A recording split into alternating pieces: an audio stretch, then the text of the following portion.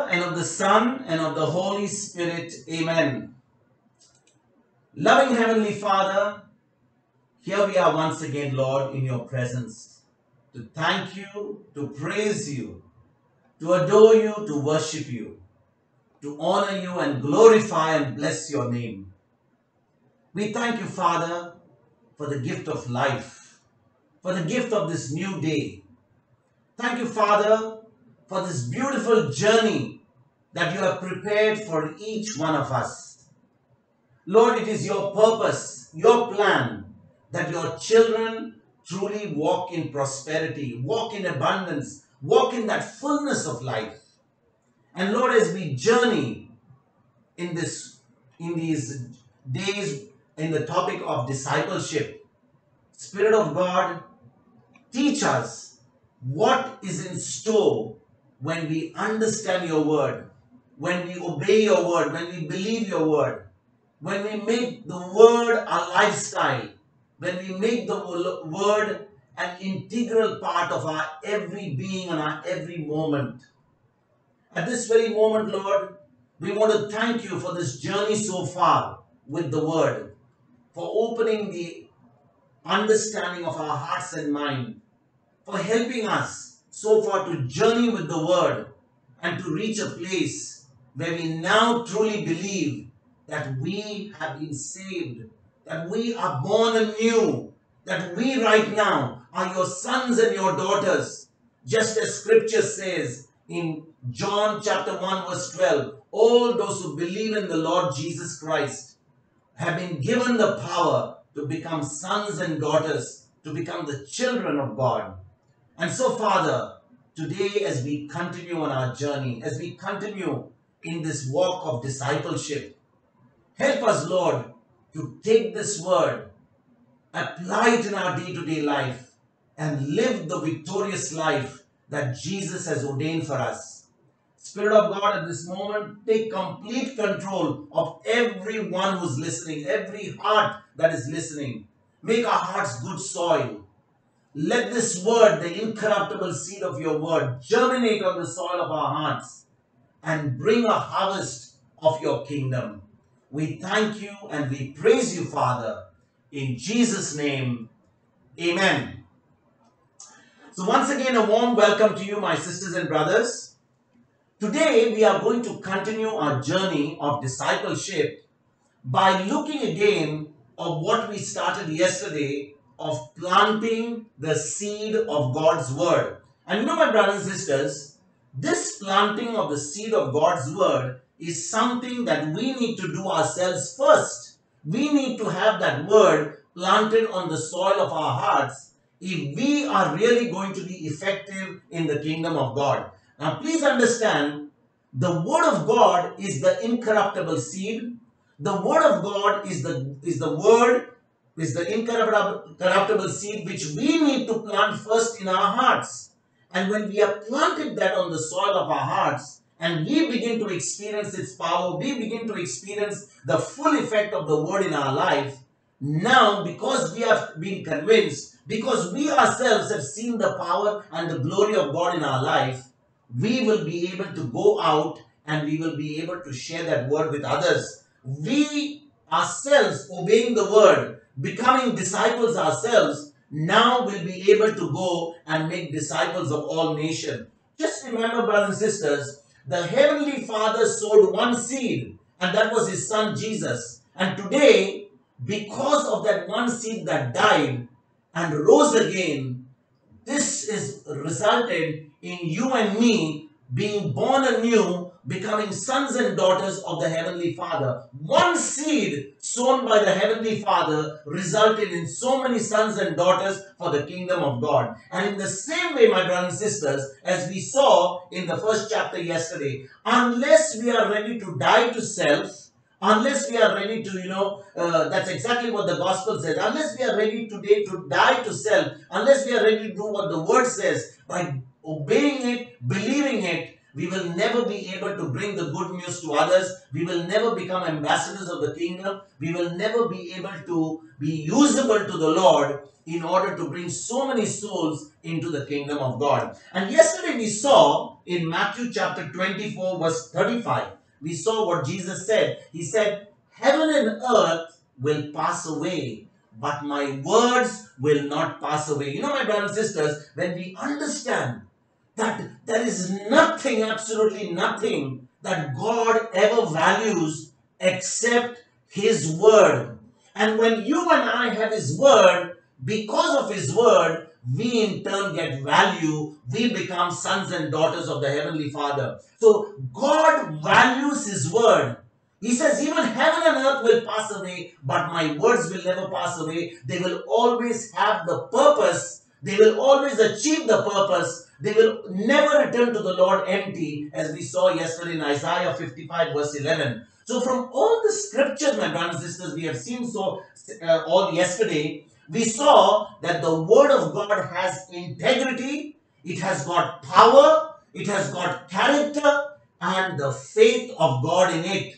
And you know, we already know yesterday what integrity means. That God is true to His word. And whatever God has spoken has either come to pass or it is yet to be fulfilled. Let me say this again, my brothers and sisters.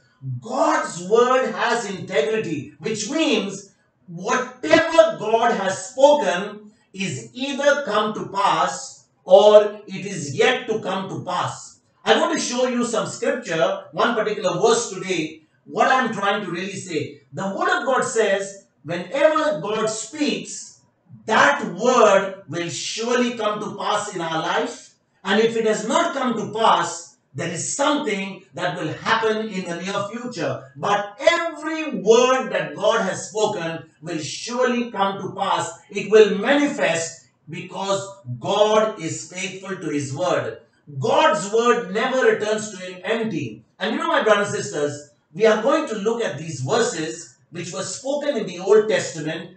Jesus spoke them in the New Testament in Luke chapter 4 verse 18. And we also know that what was already spoken in the Old Testament, some part of it has still not been fulfilled. Let us go and see this particular verse in Isaiah chapter 61 verses 1 to 2. Isaiah chapter 61 verses 1 to 2. And we'll see what has come to pass and what is yet to come to pass. As I said, the word of God is having integrity. When God speaks, it has to come to pass. If it has not come to pass, that means there is something that is going to happen in the near future. Let us go and see Isaiah chapter 61 verses 1 to 2. The Spirit of the Lord is upon me, because the Lord has anointed me. He has sent me to bring good news to the oppressed, to bind up the brokenhearted, to proclaim liberty to the captives and release to the prisoners, to proclaim the year of the Lord's favor and the day of vengeance of our God.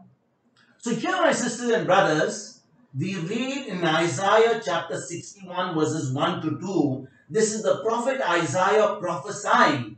And whom is he prophesying about? He writes here, the Spirit of the Lord God is upon me. Is the prophet Isaiah talking about himself?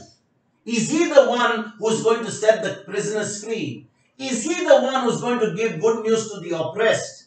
And it is not him, but he's talking about the Messiah. And these words that Isaiah wrote are something like about 700 to 800 years before the Messiah actually came to the earth, before Jesus came to the earth. So Isaiah was prophesying about the Messiah, all that he would do when he would come to the earth. And if you read Isaiah 61 verses 1 and 2, it talks about what the Messiah would do when he came. And let us go and see how these verses got fulfilled when we read Luke chapter 4 verses 18 to 19. Because you know what, my sisters and brothers, Jesus entered the synagogue in Nazareth and he was one who was raised up in Nazareth.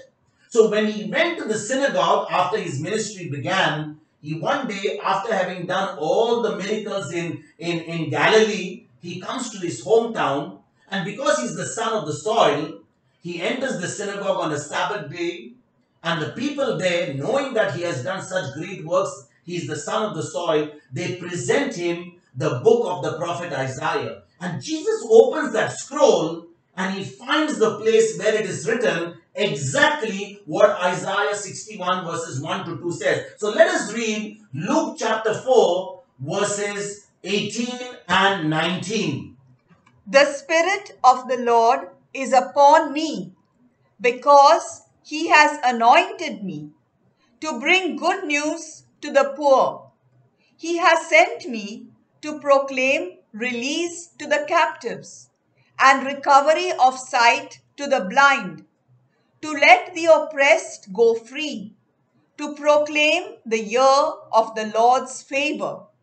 Now, here, when Jesus read from Isaiah chapter 61, verses 1 to 2, he deliberately omitted the latter part of verse number 2. Because if you read again what Isaiah chapter 61, verses 1 to 2 says, or verse 2 says, it ends with these words. It says, and the day to proclaim the year of the Lord's favor and the day of vengeance of our God. But when he read that, when he came to Nazareth in verse number Luke 4, 18 and 19, he deliberately omitted the day of vengeance of our God. You know, my brothers and sisters, if Jesus came the first time, he came as the Prince of Peace. He came as the Savior. He came as the healer. He came as the deliverer. He came for you and me to give us the grace of God. He came to tell us the love of God. And so, when he came the first time, he never came as the one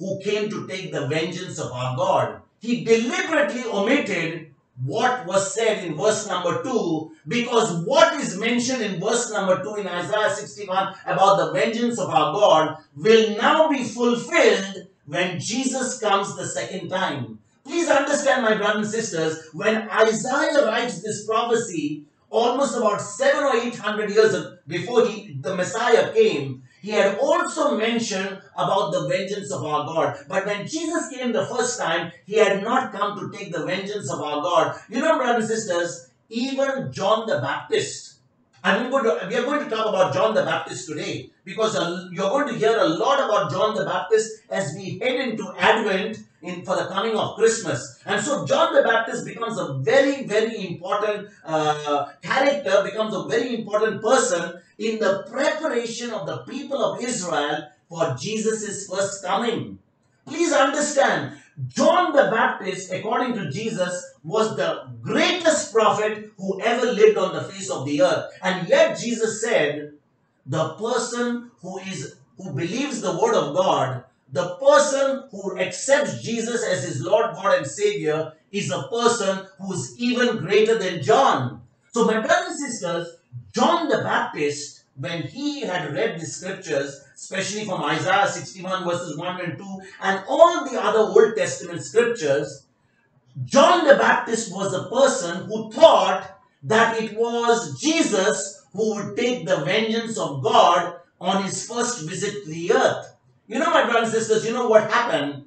Let us go and see exactly what was the reason why John the Baptist misunderstood the scriptures. Why John the Baptist thought that Jesus had come in order to take the vengeance of God upon these people, especially the Romans who were oppressing the people of Israel, and that they would be set free from the clutches of this tyranny and they would now receive their freedom. But John the Baptist failed to understand that Jesus had come to the earth not to establish a physical kingdom, but to establish a spiritual kingdom. Let us go and read Matthew chapter 11 verses 2 to 6. You know, we must understand the background of Matthew chapter 11 verses 2 to 6.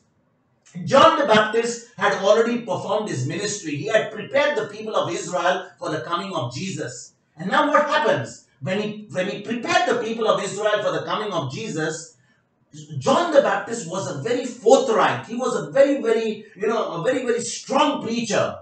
He was called as the fiery preacher. He was the fiery Elijah who was preparing the people of Israel. He did not spare anybody. He did not spare the leaders. He never spared the Pharisees. He never spared the scribes. He never spared even the people. But he spoke the word with such boldness that even while he was preaching, John the Baptist, in fact, even antagonized. I won't say the word antagonized, but he was direct with Herod because Herod had married the wife of his brother Philip. She had married Herodias. And it was John the Baptist who had told Herod that it is not right for him to marry his brother's wife.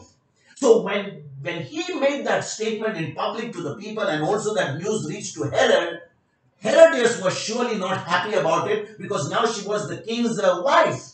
Herod was not happy because, if somebody like a prophet is going to admonish him in front of the whole people, that's going to be a terrible thing to do. But John the Baptist was not afraid of anybody. He spoke the truth boldly. He spoke it directly. And as a result, Herod put John the Baptist in prison. And when we read Matthew chapter 11 verse 2 to 6, John the Baptist is already inside the prison. He's arrested. He's put in jail. And this is the time John the Baptist hears about Jesus the Messiah who's doing all the wonderful things. Let us pick the gospel from Matthew chapter 11 verses 2 to 6. When John heard in prison what the Messiah was doing, he sent word by his disciples and said to him, "Are you the one who is to come, or are we to wait for another?" Jesus answered them, "Go and tell John what you hear and see. The blind receive their sight, the lame walk, the lepers are cleansed, the deaf hear, the dead are raised, and the poor have good news brought to them. And blessed is anyone who takes no offense at me." We just read Matthew 11 verses 2 to 6. And my sisters and brothers, John the Baptist is sending his disciples to Jesus is also recorded, what we have read from Matthew 11 verses 2 to 6, in Luke chapter 7 verses 18 to 35. And if we combine both these synoptic gospels together, we will find that we get a full picture of what actually really happened. Luke chapter 7 and Matthew chapter 11 give us the complete picture of John the Baptist sending his disciples to Jesus to find out whether he is the one the people of Israel have been waiting for. My brothers and sisters, in Matthew chapter 11 verses 2 that we just read, John heard of the works of Jesus. But in Luke chapter 7 verse 18, it says that it was his own disciples who told him about all that the Messiah was doing outside. Please understand, my brothers and sisters, John the Baptist had already boldly proclaimed on 4 different occasions. In fact, if you read, I'm going to take you to this verses. Before he went to prison, he was the one who had already told the people of Israel. You need to find that. You need to check it out, that this is the place where John the Baptist had been already telling about all the people, all about the Messiah. He was telling them that Jesus is indeed the Messiah. He is the one that the people of Israel have been looking for. And let us go and see Luke chapter 3 verses 16 to 17, and let us see what John the Baptist says about the Messiah, especially when it came to Jesus. John answered all of them by saying, "I baptize you with water, but one who is more powerful than I is coming. I am not worthy to untie the thong of his sandals. He will baptize you with the Holy Spirit and fire." So, my sisters and brothers, John the Baptist is the one who's telling the people of Israel, I am not worthy even to untie the laces of this Messiah. I'm just a person, but I'm baptizing you with water. But the one who's going to come, he's going to baptize you with the Holy Spirit and with fire. You know, John the Baptist knew his ministry. John the Baptist had a revelation of what his purpose was here on earth. And he was the one who had been pointing the people to the people of Israel to Jesus. Then he was pointing them not to himself. He was not glorifying his ministry. He was not saying that I am someone special, but he was preparing the people of Israel for the coming of the Messiah, and that was Jesus. Let us go and see in John chapter 1, verses 29 to 36, and see again what John the Baptist says about Jesus the Messiah. The next day he saw Jesus coming toward him and declared, "Here is the Lamb of God, who takes away the sin of the world. This is he of whom I said, 'After me comes a man who ranks ahead of me, because because he was before me. I myself did not know him, but I came baptizing with water for this reason, that he might be revealed to Israel.' And John testified, 'I saw the Spirit descending from heaven like a dove, and it remained on him. I myself did not know him, but the one who sent me to baptize with water said to me, He on whom you see the Spirit descend and remain is the one who baptizes with the Holy Spirit. And I myself have seen and have testified that this is the Son of God.'" So, brothers and sisters, here is John the Baptist, giving the people of Israel a very clear message.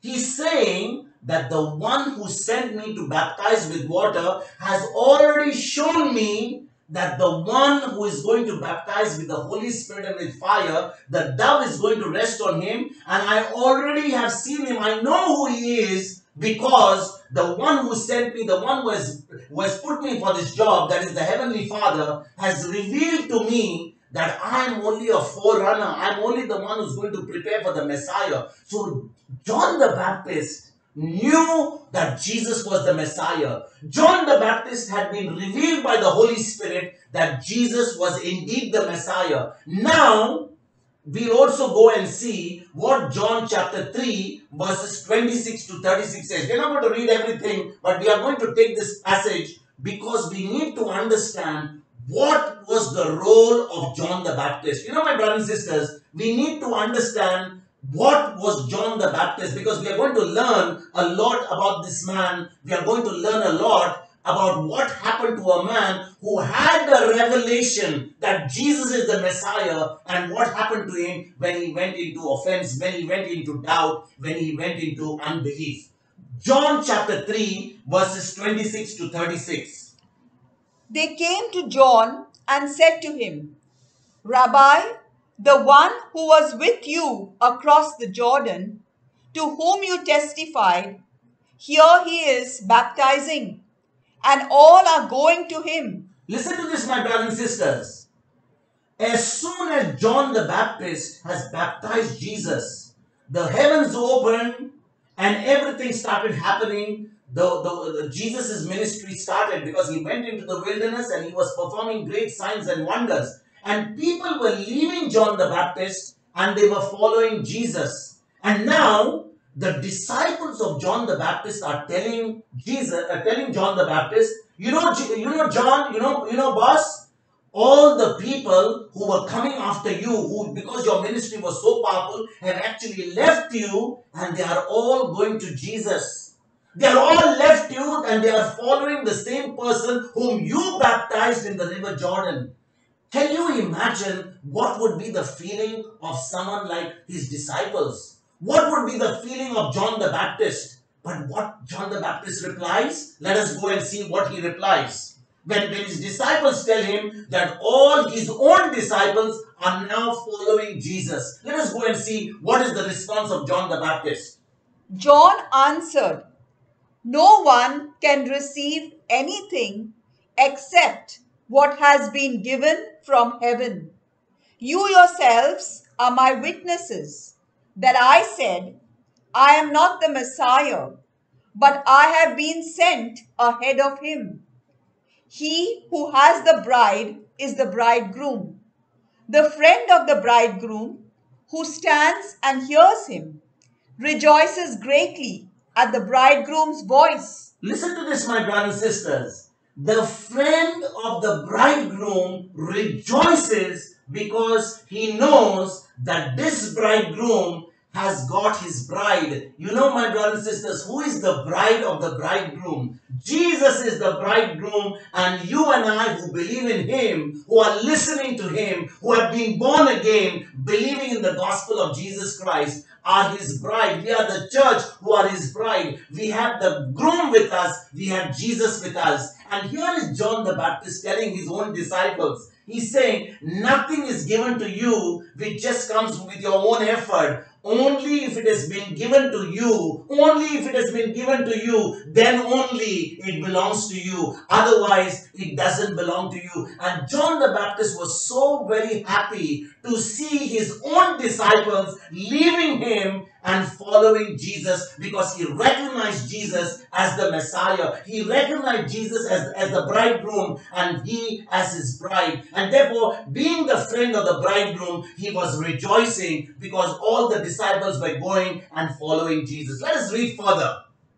He who has the bride is the bridegroom. The friend of the bridegroom, who stands and hears him, rejoices greatly at the bridegroom's voice. For this reason, my joy has been fulfilled. He must increase, but I must decrease. The one who comes from above is above all. The one who is of the earth belongs to the earth and speaks about earthly things. The one who comes from heaven is above all. He testifies to what he has seen and heard. Yet no one accepts his testimony. Now listen to this, my brothers and sisters. We can go on and read the other part of it, but my real point of taking this particular passage was John the Baptist is fully aware that Jesus has taken all his disciples and his ministry is virtually coming to an end. Please understand, John the Baptist is a forerunner to Jesus' ministry. John the Baptist knows that he's not the Messiah. There has been a time in John the Baptist's ministry of 6 months or so that the people of Israel have been flocking to him by the thousands. The Pharisees, the scribes, the leaders, the people have been just coming to John the Baptist. John the Baptist has not even any time to even eat his food. He's in the wilderness. He's even having locusts and wild honey. He has no even time to rest because people are flocking by the thousands to see John the Baptist, who's preaching a baptism of repentance. And you know, my brothers and sisters, all of a sudden, Jesus comes on the scene. John the Baptist acknowledges that Jesus is the Messiah. He acknowledges that Jesus is the bridegroom. He acknowledges that even if his own disciples have left him and gone to the bridegroom, they have made the right decision. But what do we read in Matthew chapter 11 verse 2? In Matthew chapter 11 verse 2, which we just read a short while ago, John the Baptist, after he has done all this preaching, after he has seen the Messiah, after he has told his disciples to leave him and go to the Messiah because he is the groom, he is the real one that they should follow, what does he do? He goes into prison because he has spoken the truth. And what does he do? He sends some of his own disciples who have still stayed with him to go to the Messiah to ask them, are you the one who is to come, or are we to wait for someone else? Can you imagine, my brothers and sisters? This is John the Baptist who had a very clear revelation that Jesus is the Messiah. He is the one who baptized him in the river Jordan. When he baptized him in the river Jordan, the heavens opened, there was a voice heard, this is my beloved Son with whom I am well pleased. And Jesus goes fast for 40 days in the wilderness. He started his ministry. People have left John the Baptist. They are flocking to to Jesus. and now Jesus' ministry is just flourishing. Now John the Baptist is without anybody. He's put in prison because he has spoken the truth. But now, although he knows that Jesus is the Lord, he knows that Jesus is the Messiah, he knows that he is the one who has baptized him, doubt comes into John the Baptist. You know, brothers and sisters, when you look at the question of John the Baptist to Jesus, to his disciples, to say, are you the one that we should be waiting for? Are you the one that whom I've spoken about? Or should we wait for somebody else? You know, my brothers and sisters, this question of John the Baptist can only be interpreted as doubt on the part of John the Baptist. John the Baptist had seen the Messiah with his physical eyes. He had baptized him. He had heard that voice from heaven and he knew that Jesus was the Messiah. He had even told his disciples, don't come near me. Please go to him because he's the one whom you should follow. This is because, my brothers and sisters, John shared the mistaken idea of most people of his generation that the Messiah was going to establish a kingdom on earth and break the dominion of the Romans over the Jews. That's exactly what John the Baptist thought.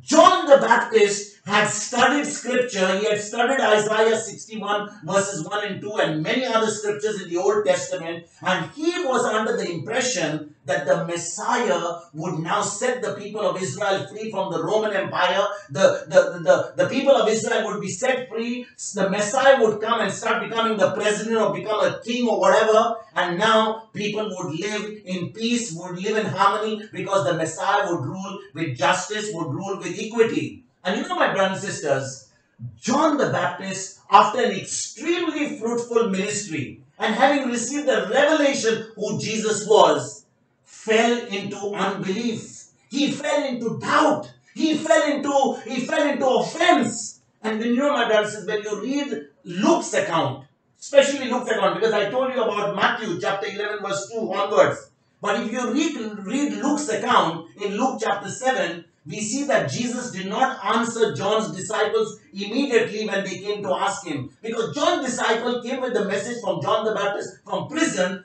to ask Jesus, are you the one who John the Baptist spoke about? Now John the Baptist was the one who knew who Jesus was. He knew he was the Messiah. But now when his disciples come to Jesus and ask him, are you the one? Jesus does not answer John the Baptist's disciples immediately. But what does he do? He rather, on the contrary, performs many miracles in that same hour, including healing of the blind, raising the dead, and then he tells John's disciple. What does he tell them? All those miracles he does in 1 hour in Luke chapter 7, and then he, instead of telling directly the answer to the disciples and say, yes, I am the Messiah, I am the one that he doesn't say that. What does he do? He performs all those miracles and then he tells John's disciples to report back to John about the blind seeing, the lame walking, the lepers being cleansed, the deaf hearing, and the dead being raised. My brothers and sisters, Jesus did not have to tell anyone that he's the Messiah. Jesus did not have to prove to anybody that he was the Son of God. Jesus did not have to tell John the Baptist because John the Baptist knew scriptures very well. John the Baptist was the one who recognized Jesus as the Messiah. But now that he's in prison, he begins to go into offense. He begins to go into doubt. And my brothers and sisters, Jesus fulfilled the prophecy of Isaiah chapter 35 verses 3 to 6. I want to take you to Isaiah chapter 35 verses 3 to 6 for the simple reason, when the disciples of John the Baptist come to Jesus to ask him the question, are you the Messiah? Jesus, instead of answering that question directly, he tells him exactly what John the Baptist knows already in scripture. Because John the Baptist was familiar with the book of Isaiah. He was the one who knew Isaiah chapter 61. But in this particular instant, instead of telling him that he's the Messiah, Jesus tells about scriptures, directs his disciples to scripture, and in turn tells his disciples, go and tell John that this prophecy from Isaiah chapter 35 verses 3 to 6 has been fulfilled, and they have been witnesses to that particular glory of God. Let us read Isaiah chapter 35, verses 3 to 6. Strengthen the weak hands and make firm the feeble knees. Say to those who are of a fearful heart, be strong, do not fear. Here is your God. He will come with vengeance, with terrible recompense. He will come and save you. Then the eyes of the blind shall be opened, and the ears of the deaf unstopped. Then the lame shall leap like a deer, and the tongue of the speechless sing for joy. For waters shall break forth in the wilderness, and streams in the desert. So, here, my brothers and sisters, in Isaiah chapter 35, verses 3 to 6, which John the Baptist was familiar enough with, Jesus refers his disciples and goes and tells them, go and tell John the Baptist that all that he knows from scripture has already been fulfilled and they have seen it with their eyes. We know, my brothers and sisters, in that 1 hour when the disciples of John the Baptist are there, after they have asked the question to Jesus, in that 1 hour, Jesus did more than enough to assure John that he was the Christ. And he pointed John back to scriptures he already knew to remove every doubt. Please understand, my dear brothers and sisters, here is Jesus who is the Messiah. But if you and I believe in Jesus, the only way we will know that God is faithful, we will only know when we begin to know His Word. There are many times, my brothers and sisters, we begin to try to experience God with a feeling, with an emotion. But you know what? We can never know God with a feeling and with an emotion. We need to go back to scripture. We need to renew this mind because God has already changed our heart. He has already changed our spirit when we were born again. And the same thing He did with John the Baptist. Instead of giving John the Baptist a direct answer that he's the Messiah, Jesus referred to John the Baptist to scripture so that through the scriptures, John the Baptist would know that Jesus is indeed the Messiah. But you know, my brothers and sisters, when Jesus sent that message through John the Baptist's disciple to John, this appears to be a warning from the Lord to John, not to be offended, because John was offended. You know why, my brothers and sisters? There was a very good reason that John was very offended with Jesus. There could be so many reasons. John is in prison. John is rotting in prison for quite a while now. And Jesus has not even come to see him. You know, when John the Baptist went into prison, John is under the impression if Jesus is the Messiah, then surely Jesus should have come and had some influence and to get him out, and even not, and should have at least come to see him, should have come to assure him, should have come to motivate him, should have come to encourage him. But you don't hear any of this thing. You don't read anywhere in scripture that Jesus ever went to the prison to speak to John. Jesus did not use his power as a Messiah to get John out of prison. And you know, when this thing happened, John the Baptist is totally offended. You know, when John the Baptist doesn't find Jesus coming to see him in prison, what was going in the mind of John the Baptist? Is this the man really whom I baptized in the river Jordan? Is he the Messiah? Or am I really imagining that, I heard this voice? Am I imagining that all this? So Jesus, what he does, he performs all these miracles and he sends the message to John that you have seen this word in scripture and what your disciples are telling you has been fulfilled in their eyes, because this is exactly what the Messiah will do. Let us take another reason why John the Baptist could have been possibly offended. You know, my brothers and sisters, Jesus' message was not the same as John the Baptist's message. John had been in the mode of a fiery Old Testament prophet. He was very fiery. He was very direct. He was speaking, very, very, very strong words, either to the people, even to Herod, to the Pharisees. In fact, he spoke to the Pharisees by saying, "You brood of vipers, do you think that you're going to be saved from the wrath of God?" So he was very, very, very fiery as an Old Testament prophet. John compared the people of that generation to even snakes. You read that in Luke chapter 3 verse 7. Can we read that? Luke chapter 3 verse 7. He is actually, giving the words, he's so fiery that he's, instead of giving some kind words to the people, he is opening just fire on those people. Even the common people, he calls them a brood. He calls them a generation of snakes. Let's see what he says. Luke chapter 3 verse 7. John said to the crowds that came out to be baptized by him, "You brood of vipers, who warned you to flee from the wrath to come?" Who told you to flee from the wrath to come? Whose wrath was going to come? The wrath of God for those who would not believe in the Messiah. And he told these people that God was soon to cut them down and cast them into the fire. Luke chapter 3 verse 9.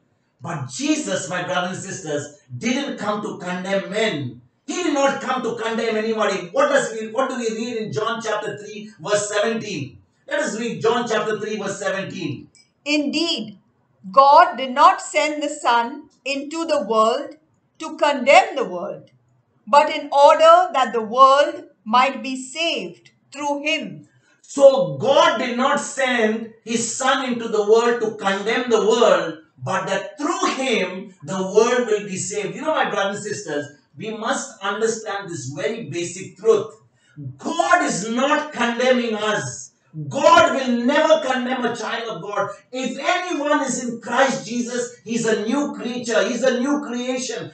God is not the one who's ever going to condemn you, because he punished his son Jesus on the cross for you and me who now believe in his son Jesus. And therefore, God is no more angry with you. God is not condemning you. God is not upset with you, but he considers you as a son and as a daughter. Let us see again what St. Paul writes to the Corinthians in 2 Corinthians chapter 5 verse 19. 2 Corinthians chapter 5 verse 19. That is, in Christ, God was reconciling the world to himself, not counting their trespasses against them, and entrusting the message of reconciliation to us. So God was not going to impute. The imputing or putting somebody's sin is more of an accounting term. If somebody's sin is going to be accounted to them, that means the sacrifice of Jesus is null and void. But brothers and sisters, the moment we believe in the Lord Jesus Christ, no more sin is being written in the book about you and me, because Jesus carried our sin, past, present and future sins, already on the cross. It's not that you're going to commit sin, but brothers and sisters, because we have received this new birth, because we are sons and daughters of the Heavenly Father, God is looking at you and me in the Spirit. He's looking at you as the beloved child of His. And when we understand that, there is a big difference between the message of John the Baptist and the message of Jesus. Jesus never came to condemn. John the Baptist was fiery. He was talking about wrath of God. He was talking about the condemnation of God. He was talking about the punishment of God. And here is Jesus condemning nobody. He's bringing sinners. He's welcoming sinners, and he's telling them, I've come for you. I've come to love you. I've come to forgive you. Your past has been erased. I have made you a new creation. My brothers and sisters,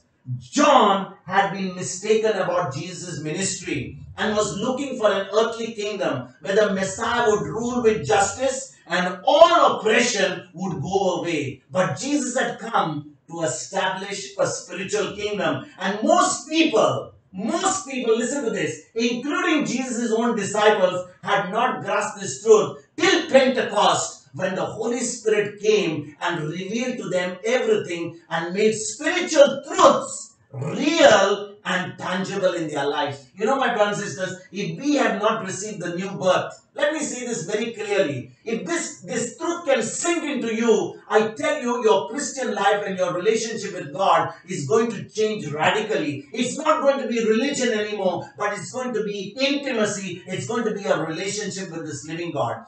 The moment the disciples, who are so judgmental, who are people, who always want, in fact, the sons of Zebedee, James and John, they wanted to call down fire upon the Samaritans, because they believed that anyone who did not obey Christ should be punished. But here Jesus rebuked them. And my brothers and sisters, these same disciples of Jesus who lived with him for 3.5 years, They themselves, during the entire ministry of Jesus, had not fully grasped the truth until Pentecost came and the Holy Spirit revealed to them the love of God, that revealed to them the mercy of God, revealed to them the compassion of God, revealed to them the grace of God. And if you and I today have really received the new birth, then the Holy Spirit is going to make those spiritual truths real, tangible in our also day-to-day life. Maybe there are many situations in your life today. There are many situations that you are experiencing right now. Maybe it's your health. Maybe it's your finance. Maybe it's your marriage. Or maybe there are some wrong decisions that you have made before you knew the Lord. Maybe all this time you have been living in guilt. You have been living with, with that sin which has never given you any headway to go and make a progress, because you have never understood God's mercy, you have not understood God's compassion. And my brothers and sisters, when we begin to understand that God is merciful, there is no sin. Even Hitler, who murdered so many Jews, even if he had to repent, God would have accepted him. God would have taken him as his son. But what did Hitler do? The very thing that he did, it made him so guilty that he went and committed suicide. What did Judas do? He betrayed Jesus. And even if after betraying Jesus, he had to repent and come back like Peter, Jesus would have still accepted him, because it is never God's will for anyone to be lost. And my brothers and sisters, because all of us, every single person, including myself, before knowing the Lord, we have done so many mistakes in our life. We may have done mistakes, because of the wrong decision, because we never knew the truth of the God's word. Maybe right now, because of those wrong decisions, we are experiencing so many negative things in our life. Maybe our finance, our marriage, our relationship. Maybe even just in just making simple decisions. We may find it so hard, but when we repent and make Jesus our Lord, God and Savior, I can tell you, my brothers and sisters, this God who now wants to take complete control of our life, because we let him do that, is going to help us to renew and open our eyes to see God's glory in our life. My brothers and sisters, when you and I were born again, you have made so many decisions. Before you were born again, you might have made so many decisions which you see were wrong and fleshy. And now that the Lord has opened your eyes, you can see things from God's perspective than what you have always been doing before in the past. But praise God, John was such a great man of God, he failed terribly in the end of his ministry and lost his life due to offense to Jesus. John the Baptist, who had seen the Messiah, who had baptized him, went into offense. He went into offense because he thought Jesus was not going to help him. And what happened? Because of his offense, he lost his life. Many people look at it like this, that Herodias' daughter danced, and as a result, Herod ordered for that body of John the Baptist to be beheaded, his neck to be cut. But my brothers and sisters, this would never have happened if John the Baptist was in offense towards Jesus. It was John the Baptist's offense which resulted in the very death of John the Baptist. And my brothers and sisters, even though John the Baptist had such a great ministry, even though he brought the people of Israel to their knees and prepared them for the coming of the Messiah, he went into offense and now he lost his life. But we who are now born again can be sure that when we change our thinking according to the word of God and start living accordingly, God is able to bring his purpose and plan in our life. He's able to bring, the supernatural to manifest in our life. And my life and your life, when we plant the seed of God's word, that incorruptible seed of God's word, when we renew our mind, praise God, we are going to see God's glory manifest. It doesn't matter how much you have failed, no matter which pit you are in right now. The good news is God does not look at our past. God does not look at what we did, before we knew him, because he wants to give us a brand new future. Tomorrow, my brothers and sisters, when we come back, we are going to go deeper into this subject. We'll be studying Mark chapter 4. We'll also be studying Matthew chapter 13 and Luke chapter 8. In fact, all these three synoptic gospels are talking about the same thing. They're talking about the sower and the seed. So if you can note down this and please read these three chapters, only these three chapters. Mark chapter 4, Matthew chapter 13 and Luke chapter 8, they are all talking in the Synoptic Gospel about the sower and the seed, which are speaking about this particular truth which we are going to learn about. I request all of you, my brothers and sisters, to read these chapters as your homework, so that when you come back and you study this truth, you can draw out all that the Lord wants to teach us in the coming days. Amen? Let us pray. Father in heaven, we thank you and we praise you once again for giving us the understanding of your word, for helping us, Lord, to prepare ourselves in order to start planting the seed of God's word in our hearts. Lord, your word says that even John the Baptist, who had seen your glory, he had heard that voice from heaven, he had prepared the way for Jesus' ministry. After having seen all of God's glory in his life, yet this same John the Baptist failed at the end of his ministry. He went into offense, he went into bitterness, thinking that the Messiah that was Jesus was not even able to come to prison and set him free. He had failed to understand that Jesus had come to establish a spiritual kingdom. Lord, we who are living right now in the other side of the resurrection, who live in the new covenant, through our new birth, we have received your very presence within us. We are possessed by the Holy Spirit. And as we study the word, as we allow the Spirit of God to teach us, as we allow the Spirit of God to unopen the truth of the sower and the seed, to help us to plant the word of God. Help us, Lord, to get a deeper revelation of your word. Help us to become real good spiritual farmers, so that by planting the seed in our own life, we can see your glory, and in turn, we can bring others to witness your glory in their lives. We thank you and we praise you, Father, in Jesus' name. Amen.